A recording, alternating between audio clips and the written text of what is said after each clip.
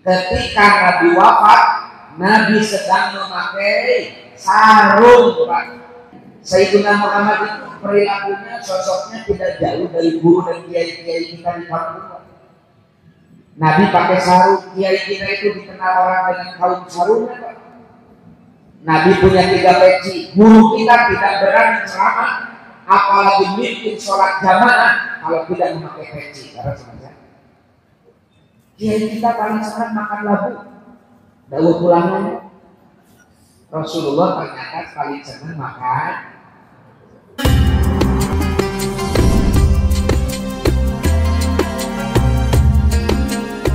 Jangan lupa like, comment, and subscribe.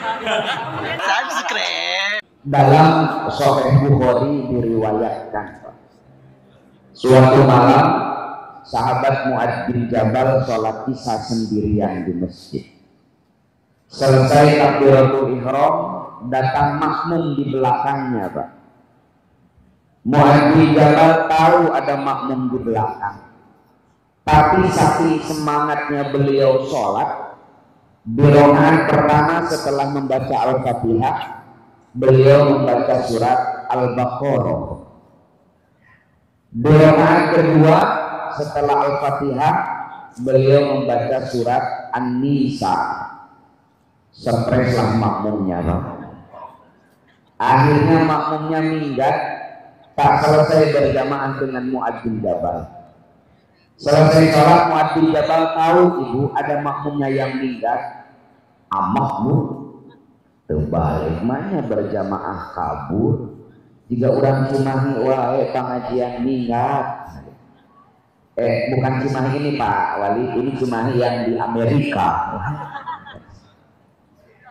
Keesokan harinya sampai kabar pada telinga si makmum tadi bahwa Mu'adz bin Jabal memarahi dia. Naraos isin pengersa di seselan ku salah sawiya sahabat cerdas baginda Nabi. Akhirnya si makmum ini curhat mengadu kepada Rasulullah Shallallahu Alaihi Wasallam. Ya Rasul, saya itu bukannya tak mau berjamaah dengan Ustadz Mu'adz bin Jabal. Terus kenapa kau minggat? Bayangkan saja ya Rasul, rakaat pertama baca Al-Baqarah, rakaat kedua baca An-Nisa, saya itu banyak keperluan. Lalu Mu'adz bin Jabalnya dijapri oleh Rasulullah, Bu. Sini, benar apa yang disampaikan orang ini Mu'adz, bahwa tadi malam kau mengimami sholat membaca Al-Baqarah dan An-Nisa. Betul ya Rasul. Giliran Rasulullah Pak yang marah pada Mu'adz bin Jabal. Kata Nabi, anta munafir ya Mu'adz, kau itu penyebab orang lari dari agama Allah. Orang ini tidak mau berjamaah karena kau terlalu lama membaca surat di dalam sholat.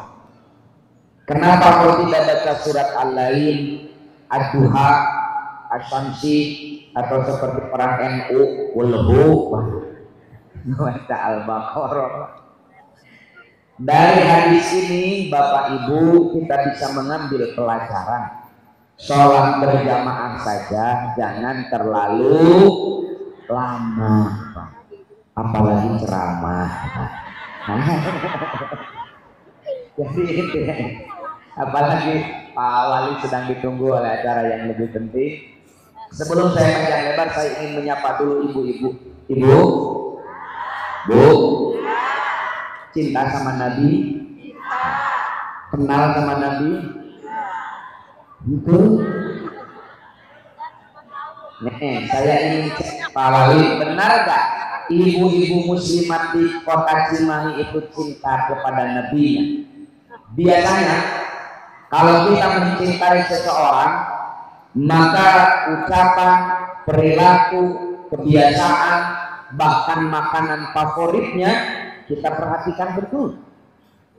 Saya ingin cek ibu-ibu sebelah sini saja. Makanan favorit Nabi apa, Bu? Sebelah? Sebelah sana ayah sebelah. Makanan favorit Nabi apa? Kurma. Ternyata belum kenal sama nabinya, Kang ya. Pak Wali, biasanya kalau masyarakat kita ditanya apa makanan favorit Nabi? Jawabannya pasti kurma. Padahal tak ada hadis yang bilang Nabi paling suka kurma, Pak. Cek ini.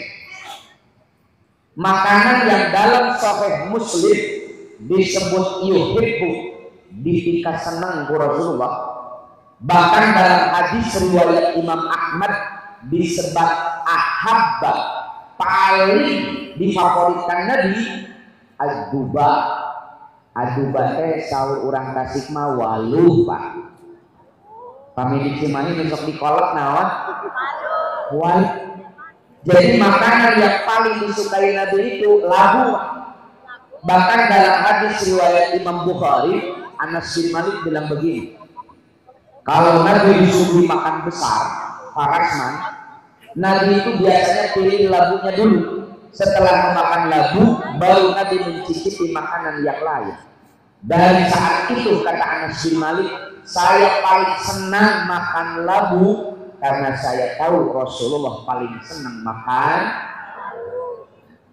Namanya terang Rasulullah walu kamana wae. Nah di kita itu Pak Wali, Pak Wakil, karena informasi tentang Nabi sepotong-sepotong, pokoknya makanan favorit Nabi itu korma, nu jarang diurang. Efeknya ketika Ramadan penjualan kurma di Cimahi meningkat. Pertanyaan saya, kalau penjualan kurma di Cimahi meningkat, yang untung siapa? Petani Timur Tengah, karena di Cimahi itu tidak berbuah. Coba kalau kita sampaikan fakta ini, Pak, bahwa makanan favorit Nabi adalah waluh, mungkin ekonomi petani kita sedikit terangkat, Pak. Dawa rumah di sisi lima oke jantan laras semua. Jadi Ramadan ayeuna nama sunah Rasul teh kolak. Makanya kalau ada yang tanya, tadi apa peringatan Maulid Nabi di Masjid Agung? Kolak. Ternyata belum kenal sama Nabinya ya. Saya minta 5 sampai 10 menit dulu, Pak Kiai. Saya ingin mengenalkan Sayyidina Muhammad Sallallahu Alaihi Wasallam kepada hadirin, mulai dari ujung rambut sampai ujung kaki. Ini penting. Pertama, Siti Aisyah meriwayatkan, Pak, kalau Nabi menyisir rambut, Nabi itu paling senang dibelah dua seperti ini, Pak. Sahih Bukhari, Pak. Jadi Nabi itu kalau menyisir rambut paling senang dibelah dua, kata Siti Aisyah. Kedua, ketika Nabi wafat, di rambutnya terdapat 20 lembar uban, tidak lebih, sisanya hitam. Jadi ketika Nabi wafat, Pak, uban di rambutnya itu cuma 20 lembar, kata Aisyah, sisanya hitam. Ini penting disampaikan kepada umat, takut-takut ada warga Cimahi viral di TikTok itu mengaku mimpi jumpa Nabi. Ketika diklarifikasi oleh Kementerian Agama itu, Pak, bagaimana tampilan Nabi dalam mimpimu? Pak Hersa rambutnya nyeplak bodas, Pak, sama Ganjar Pranowo.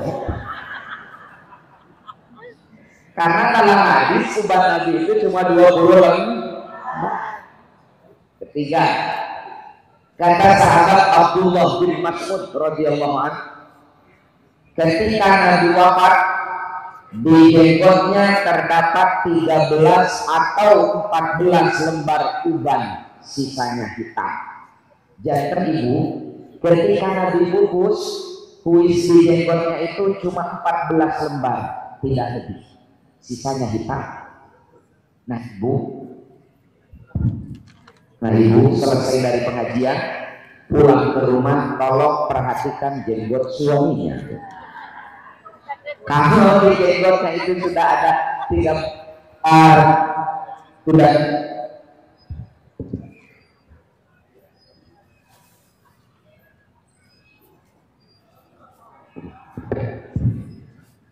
jadi pohon dulu ya.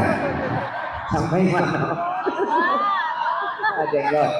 Jadi kalau nanti di rumah di jenggot suami ibu itu sudah ada 13 lembar ubannya itu, apalagi sudah ada 14 lembar, titip ulang nikah.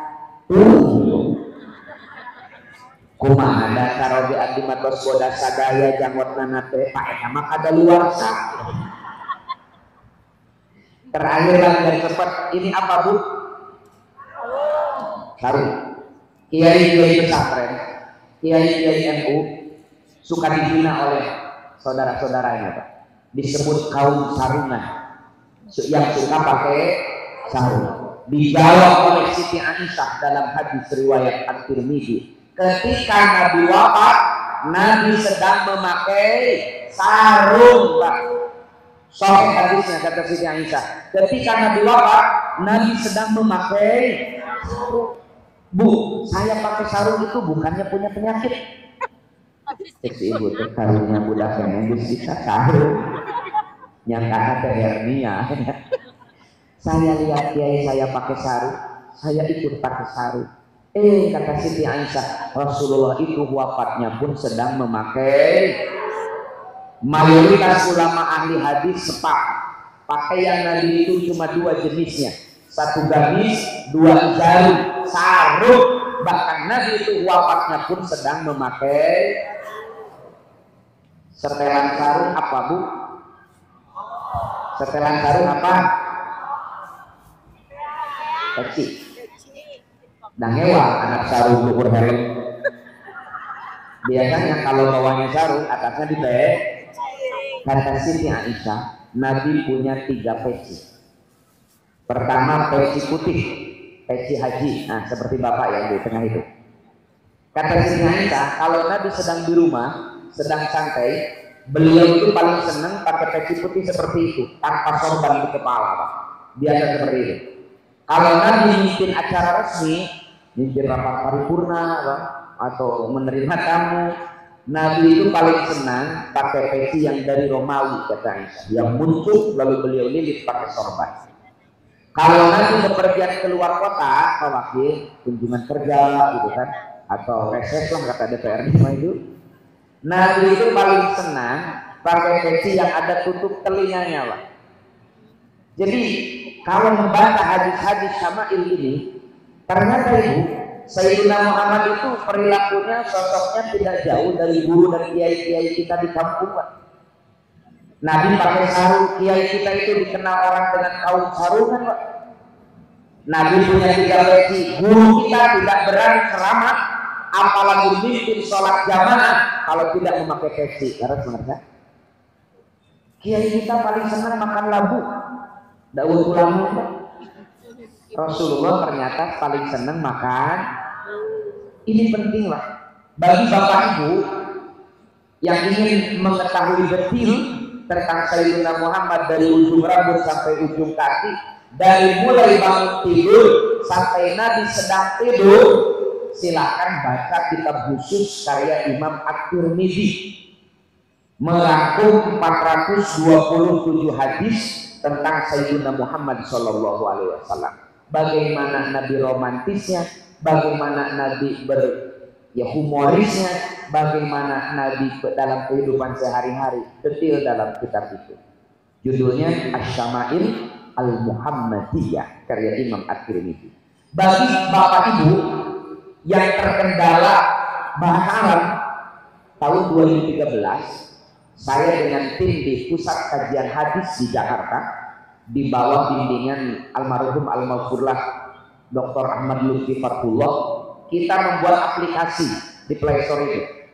Judulnya bisa dicek nanti di Play Store ya, Potret Pribadi dan Kehidupan Nabi Muhammad SAW. Kita ingin tahu jenggot Nabi, klik keluar hadisnya sudah terjemah bahasa Indonesia. Kita ingin tahu bagaimana Nabi romantisnya, tinggal klik keluar hadisnya sudah terjemah bahasa Indonesia. Jadi biar lebih memudahkan masyarakat mengenal sosok Sayyidina Muhammad Sallallahu Alaihi